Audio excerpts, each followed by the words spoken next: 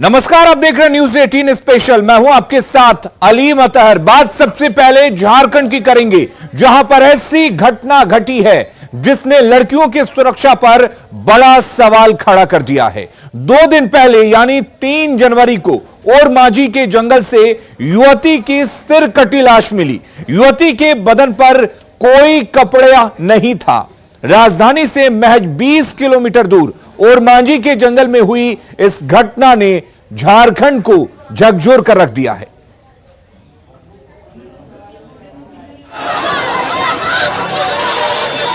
यह हंगामा रांची की सड़कों पर सोमवार की रात तब हुआ जब सीएम हेमंत का काफिला यहां से गुजरने वाला था। लोग गुस्से में थे और सरकार को सुरक्षा के मुद्दे पर आईना दिखा रहे थे। सरकार शर्म करो, सरकार को चूड़ी देना चाहिए, चूड़ी। लोगों के गुस्से की वजह थी रविवार को ओरमांझी के जंगल में हुई एक युवती की हत्या। हत्या के 2 दिनों के बाद भी पुलिस जंगल में खाक छान रही है। आपको हम दिखाना चाहेंगे कि फिलहाल मौके पर जो आईजी हैं वो भी पहुंचे हुए हैं, उनके साथ ही पुलिस के कई वरीय अधिकारी भी मौजूद हैं। वहीं बताना चाहेंगे फिलहाल पुलिस जो है वो जंगलों की खाक छान रही है और सबूतों की तलाश नए सिरे से की जा रही है। आपको हम ये भी बताना चाहेंगे कि जहां हम खड़े हैं महज इससे चंद कदमों की दूरी पर ही युवती की हत्या की गई थी। 3 जनवरी को हुई थी हत्या की वारदात। जंगल से मिली थी युवती की सिर कटी लाश। नग्न अवस्था में मिला था युवती का शव। जिस जगह ये वारदात हुई ये वही जगह है। आप देख सकते हैं कि मौकाए वारदात पर शराब की बोतलें, डिस्पोजल प्लेट और ग्लास पड़े हुए हैं, जो बताता है कि यहाँ आए दिन लोगों का जमावड़ा लगता है। फिलहाल जंगलों की खाक छानने वाली पुलिस ने इस वारदात से जुड़ी जानकारी देने वाले के लिए इनाम की राशि 25,000 से बढ़ाकर 50,000 कर दिया है। SIT गठित करके जो भी साइंटिफिक इन्वेस्टिगेशन होना चाहिए वो इन्वेस्टिगेशन कर रहे हैं। हम लोग सर्वप्रथम कोशिश कर रहे हैं कि विक्टिम का आइडेंटिफिकेशन, डिसीज्ड का आइडेंटिफिकेशन हो, और उसमें हम लोगों ने ये भी निर्णय लिया है कि जो भी उसकी आइडेंटिफिकेशन में हम लोगों को मदद करेंगे उनको हम लोग 50,000 रुपये का इनाम देंगे। युवती हत्याकांड की गुत्थी सुलझाने के लिए रांची पुलिस ने SIT का गठन भी कर दिया है। राज्य के DGP का दावा है कि कानून के शिकंजे से दरिंदे बच नहीं पाएंगे। उस युवती का अभी तक शिनाख्त नहीं हो पाया। शिनाख्त करने का तरीके है और वो जो भी अपराध किया वो पकड़ा जाएंगे, और आज तक कोई भी घटना घटी तो गिरफ्तार से बचा नहीं कोई। जाहिर है ओरमांझी में जो कांड हुआ है वो निर्भया कांड से भी बड़ा कांड है। अब देखना है कि झारखंड की पुलिस इस गुत्थी को कैसे सुलझा पाती है। न्यूज 18 के लिए रांची से ओम प्रकाश की रिपोर्ट। तो वाकई इस घटना ने पूरे झारखंड को झकझोर कर रख दिया है, और शायद यही वजह है कि सीएम के काफिले को रोकने की कोशिश की गई। और इधर सीएम के काफिले पर हमले के बाद झारखंड में सियासी बयानबाजी तेज हो गई है। न सिर्फ JMM बल्कि सरकार के श्रम मंत्री सत्यानंद भोक्ता ने भी बीजेपी पर हमले की साजिश रचने का आरोप लगाया है। JMM के आरोपों को बीजेपी ने खारिज कर दिया है और सीएम के काफिले पर हमले को गलत बताया। माननीय मुख्यमंत्री हेमंत सोरेन के काफिला पर जो हमला हुआ है दुर्भाग्यपूर्ण है। और मुख्यमंत्री पर हमला मतलब लोकतंत्र पर हमला। कुछ लोग सरकार को बदनाम करने की साजिश कर रहे हैं। घटनाएं होती रहती हैं, नहीं सरकार किसी का भी है और उसको त्वरित कार्रवाई होती है, लेकिन किसी पर हमला करना निंदनीय है। कुछ लोग चाहते हैं कि हम सत्ता में आ जाए। ये बड़ा सुनियोजित ढंग से साजिश करके, क्योंकि सीएम का जब भी कारकेड गुजरता है उसके पहले रोड ओपनिंग जो व्हीकल होता है, उसके बाद में जो कारकेड होता है, उस पर यदि आप नियोजित ढंग से यदि हमला करते हैं, ये हमको लगता है कि कहीं ना कहीं कानून को एक चुनौती दी गई है। सवाल है कि भारतीय जनता पार्टी पर इस तरह के आरोप तो बेकार हैं, बेबुनियाद हैं। भारतीय जनता पार्टी किसी भी प्रकार के हिंसा में विश्वास नहीं करती है। देखिए, सीएम के ऊपर जो भी चीजें हुई, रोकने का प्रयास हुआ या जो भी चीजें हुई हैं, मैं उसका समर्थन नहीं करता और न भारतीय जनता पार्टी उसका समर्थन करती है। देखिए, लोकतंत्र में विरोध का अधिकार सभी को है, लेकिन ये शांतिपूर्ण ढंग से होना चाहिए और भारतीय जनता पार्टी शांतिपूर्ण विरोध का समर्थन करती है।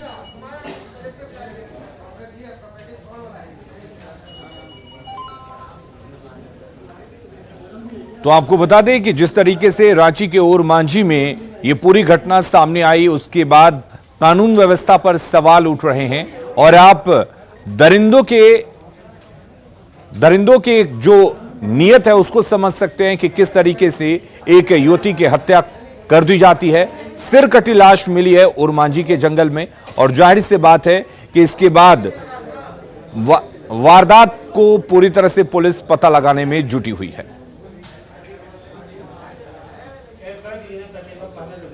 अगली खबर का रुख करते हैं। समस्तीपुर में एक तालाब में मछली मारने के विवाद को लेकर दो गुटों के बीच जमकर भिड़ंत हुई, तो हालात को संभालने में न सिर्फ समस्तीपुर पुलिस के पसीने छूटे बल्कि कई पुलिसकर्मियों का खून तक बहा।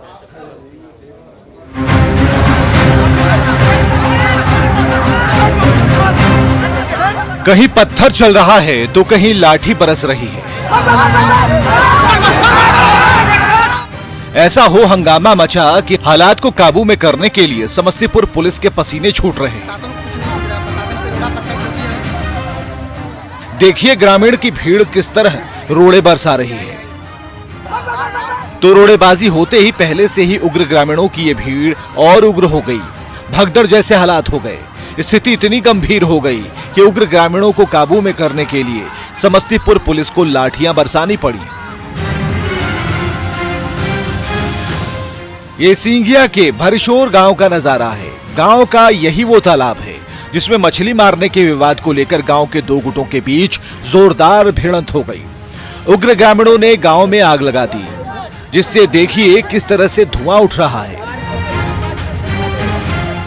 मछली मारने का विवाद इतना गहरा गया कि दोनों गुटों के सदस्य एक दूसरे को मारने पर उतारू हो गए। हर तरफ हो हंगामा मचा है, धक्का मुक्की चल रही है, दोनों तरफ से पत्थरों की बरसात हो रही है। मौके पर सिंघिया पुलिस के जवानों की फौज पहुंच गई है, लेकिन हो हंगामा और पत्थरों की बारिश में हालात को काबू में करना मुश्किल हो रहा है। देखिए किस तरह से रोड़ेबाजी हो रही है, जिसमें कई ग्रामीणों और पुलिस वालों को चोट लगी है। इसी हो हंगामे के बीच समस्तीपुर पुलिस के हथियारबंद जवानों ने चप्पे चप्पे पर मोर्चा संभाल लिया है।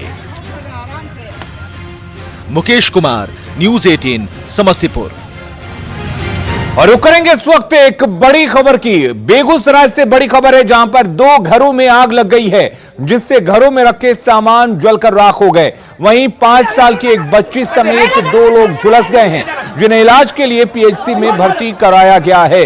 घटना बछवाड़ा के चमथा चक्की की है। गैस सिलेंडर फटने से आग लगने की आशंका जताई जा रही है। बताया जा रहा है कि जोरदार धमाके के साथ अनिल महतो के घर में आग लग गई। आग इतनी तेज थी कि उसकी लपटें पड़ोसी के घर तक पहुंच गई। ग्रामीणों ने कड़ी मशक्कत के बाद आग पर काबू पाया, लेकिन तब तक सब कुछ जलकर खाक हो चुका था। वहीं घटना के 1.5 घंटे बाद भी दमकल की टीम मौके पर नहीं पहुंची।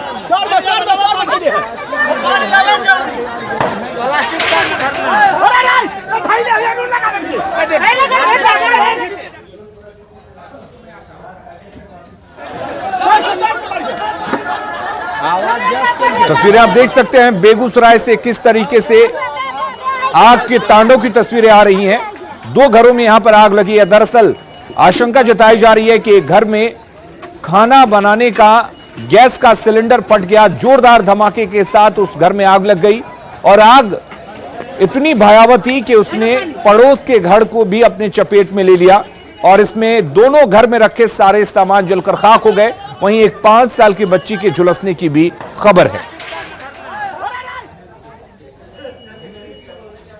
पटना सिटी के दीदारगंज थाना क्षेत्र के धर्मशाला इलाका स्थित प्लास्टिक फैक्ट्री और दवा के स्क्रैप गोदाम में भीषण आग लग गई, जिससे आसपास के इलाकों में अफरा तफरी का माहौल बन गया। स्थानीय लोगों द्वारा घटना की जानकारी पुलिस और फायर ब्रिगेड को दी गई, जिसके बाद पुलिस और फायर ब्रिगेड के जवानों ने पहुंचकर आग पर काबू पाया। आशंका जताई जा रही है कि शॉर्ट सर्किट के कारण ही आग लगी होगी। अगलगी में 7 से 8 लाख की संपत्ति के नुकसान की आशंका जताई जा रही है।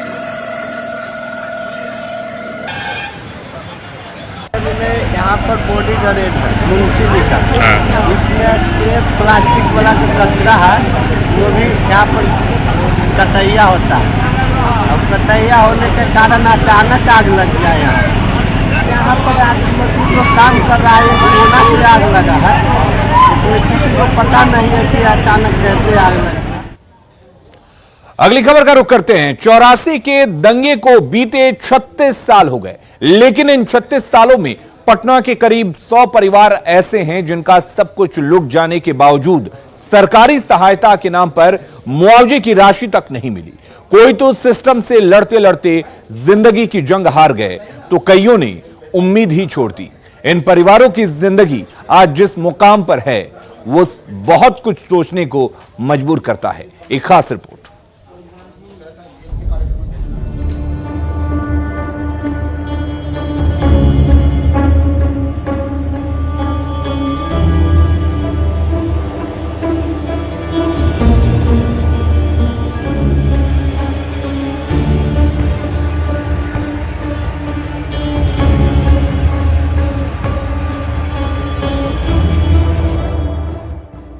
भारत के आसमान में उठता काला धुआं किसी के सपनों अरमानों को जला रहा था। 1984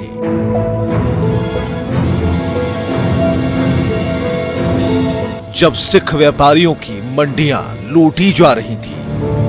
1984 36 साल बाद इन्हीं तस्वीरों में काली हो चुकी इमारत की मालकिन महेंद्र कौर किसी सुरक्षित ठिकाने की तलाश में अपने परिवार के साथ निकल रही थी। 84 के दंगे में सब कोई बोलता था मिलेगा मिलेगा, उसने सब घूस ले लिया, सब कुछ कर दिया और एक पैसा नहीं मिला हम लोग को। वो जो मकान बेच के भी सारा पूंजी खत्म हो गया। नहीं, बहुत मुश्किल है, बहुत कठिन हो गया जिंदगी का। मेरे भी फेस मेकर लगा हुआ है इस टाइम भी। 2 साल पहले मेरे बहुत ज्यादा हो गया था अटैक। आज तो हम अपने खुद से काम कर रहे हैं, किराए के मकान में रह रहे हैं। मेरे हस्बैंड में इसी की वजह से गुजर गया, उनको भी हार्ट अटैक हो गया था, उसके बाद बीपी बहुत ज्यादा हो गया था इसके बाद। जब घर ही नहीं दिल भी टूटे थे। 80 साल की महेंद्र कौर के हाथ में स्वेटर का ताना बाना तैयार हो रहा है, क्योंकि 2 वक्त की रोटी को चखने के लिए उंगलियों को बार बार एक साथ टकराना होगा। दाने दाने को मोहताज महेंद्र कौर की आंखों की पुतलियों में दर्द की बूंदें भरभरा जाने को बेताब हैं। मुआवजे की उम्मीद फिल वक्त बेमानी है। आजकल हम अपना स्वेटर बना के सील करवाते हैं। इस उम्र में भी? हाँ, इस उम्र में कर रहे हैं। इतना परेशानी है। बेटा मेरा गुरुद्वारे में नौकरी कर रहा है, कभी हम सोचा नहीं था नौकरी करेगा। कितनी उम्र है आपकी? मेरा 80 साल का उम्र है। 80 साल में काम करना लगता है, पार लगता है वो काम करना? क्या मजबूरी है, क्या करें।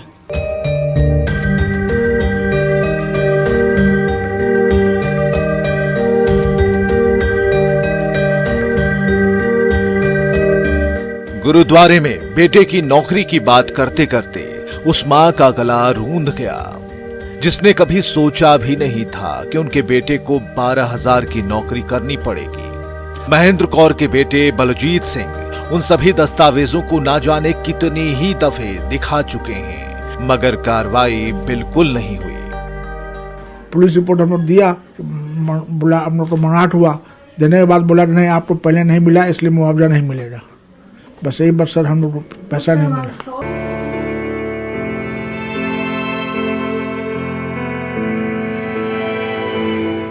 बलजीत की ही तरह एक और पीड़ित हैं सरदार गुरुचरण सिंह। बहुत छोटे थे जब उस काले धुएं और नफरत का मंजर समझ से दूर कहीं दिख रहा था, लेकिन परेशानी आज की तारीख में आंसुओं का सैलाब ला रही है। काफी पापा तो मेरे ख्याल से 10 साल दौड़े हैं, उसके बाद वो बीमार भी रहने लगे, ओल्ड एज थे, 72 इयर्स हो गया था उनका एज। बहुत मुशक्कत के बाद पैसा तो मिला नहीं, लेकिन फिर जैसे तैसे अपनी जिंदगी जी रहे हैं।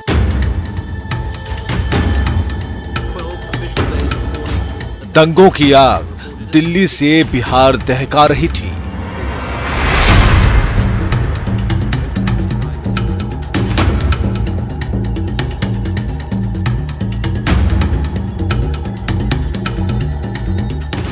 आंकड़े बताते हैं 1984 दंगों में बिहार में 1481 सिख परिवार प्रभावित हुए,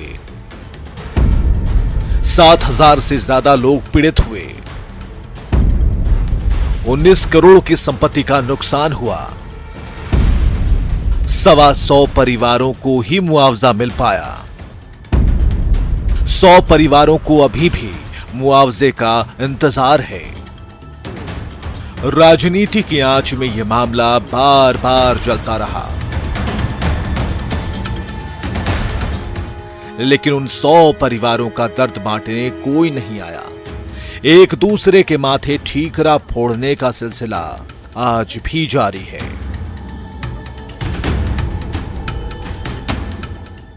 मानवीय संवेदना का विषय है। जो दंगों में प्रभावित हुए हैं उनका कहीं न कहीं पुनर्वास होनी चाहिए। मैं भी इसको देखूंगा निश्चित रूप से। अगर कुछ होगा तो निश्चित रूप से सरकार के पास इस विषय को पहुंचा करके और इसमें उनको मुआवजा मिले, इसके लिए मैं व्यक्तिगत रूप से भी प्रयास करूंगा और पार्टी स्तर से भी इसमें कुछ उनको हो, इसके लिए प्रयास करने का उनको हो, उसके लिए मैं प्रयास करूंगा। कहते हैं कि अगर दृढ़ इच्छा शक्ति सरकार के पास रहती तो इन पीड़ितों को आज कुछ न कुछ न्याय जरूर नसीब हो गया होता, लेकिन कोरे आश्वासन आज इन परिवारों पर भारी पड़ते दिख रहे हैं। कैमरा पर्सन मनोज के साथ संजय कुमार, न्यूज़ 18 पटना। और ब्रेक के बाद अगली खबर का रुख करते हैं। जेडीयू ऑफिस से निकले सीएम नीतीश कुमार पार्टी के कुछ चुनिंदा नेताओं से मुलाकात की है। विजय चौधरी और संजय झा के साथ उन्होंने बैठक की है। बड़ी खबर आपको बता दें, नीतीश कुमार जेडीयू ऑफिस पहुंचे हैं, जहां पर उन्होंने कुछ चुनिंदा नेताओं के साथ मुलाकात की। प्रदेश कार्यकारिणी की बैठक को लेकर मंथन किया है। 10 जनवरी को जेडीयू प्रदेश कार्यकारिणी की बैठक होनी है और इसी को लेकर उन्होंने मंथन किया है। विजय चौधरी और अशोक चौधरी जैसे नेता इस बैठक में मौजूद रहे। तो कैबिनेट की बैठक खत्म करने के बाद नीतीश कुमार सीधे जेडीयू कार्यालय पहुंचे और हमारे साथ आनंद अमृतराज जुड़े हुए इस खबर पर ज्यादा जानकारी के साथ। आनंद, आपसे जानना चाहेंगे किस तरीके से देखा जाए, यहां पर मुख्यमंत्री नीतीश कुमार पहुंचे हैं और इसके साथ ही मुलाकात की है, क्या मायने निकाले जाए इस मुलाकात की? 10 तारीख को जेडीयू के प्रदेश कार्यकारिणी की महत्वपूर्ण बैठक है और इस बैठक पर बिहार के तमाम सियासी दलों की भी निगाह है। नीतीश कुमार उसी बैठक के सिलसिले में जो क्या कुछ होने वाला है, क्या कुछ तैयारियां हैं, उसी के सिलसिले में पार्टी दफ्तर पहुंचे। कैबिनेट की बैठक खत्म करके सीधे जेडीयू दफ्तर पहुंचे और उनके साथ जो पार्टी के चुनिंदा नेता थे, अशोक चौधरी, संजय झा, विजय चौधरी जैसे नेता वहां पर मौजूद थे और उन्होंने लगभग 15 से 20 मिनट का समय गुजारा पार्टी दफ्तर में। उसके बाद फिर अभी वो अपने आवास से एक आने मार्ग रवाना हो गए। लेकिन जाहिर तौर पर नीतीश कुमार 10 तारीख को होने वाले बैठक के तैयारी के सिलसिले में पहुंचे हैं और 10 तारीख को प्रदेश कार्यकारिणी की महत्वपूर्ण बैठक है और इस बैठक को बेहद महत्वपूर्ण माना जा रहा है कि प्रदेश कार्यकारिणी में एक बड़ा फेरबदल हो सकता है। कई सारे नए लोग को कई नए चेहरे को मौका मिल सकता है और कई पुराने चेहरों की छुट्टी हो सकती है। तो जाहिर सी बात है, बैठक बहुत महत्वपूर्ण और इसी बैठक के सिलसिले में, तैयारी के सिलसिले में नीतीश कुमार अचानक से जेडीयू दफ्तर पहुंच गया और जिस समय पहुंचे उस समय पार्टी के दफ्तर के जो कर्मचारी थे उन्हें भी इस बात की जानकारी नहीं थी। तो आनंद फानंद में नीतीश कुमार वहां पर पहुंचे थे, कैबिनेट की बैठक खत्म करके और कुछ मिनट रखने के बाद फिर वापस एक आने मार्ग निकल गया। चलिए आनंद, बहुत बहुत शुक्रिया आपका तमाम जानकारी देने के लिए। तो नीतीश कुमार कैबिनेट की बैठक खत्म कर सीधे जेडीयू कार्यालय पहुंचे, जहां पर उन्होंने कुछ चुनिंदा नेताओं से बात की। दरअसल राज्य कार्यकारिणी की बैठक होनी है और उसी को लेकर उन्होंने कई नेताओं से मुलाकात की है। न्यूज़ 18 स्पेशल में फिलहाल के लिए इतना ही, लेकिन खबरें लगातार जारी रहेंगी। आप बने रहिए हमारे साथ।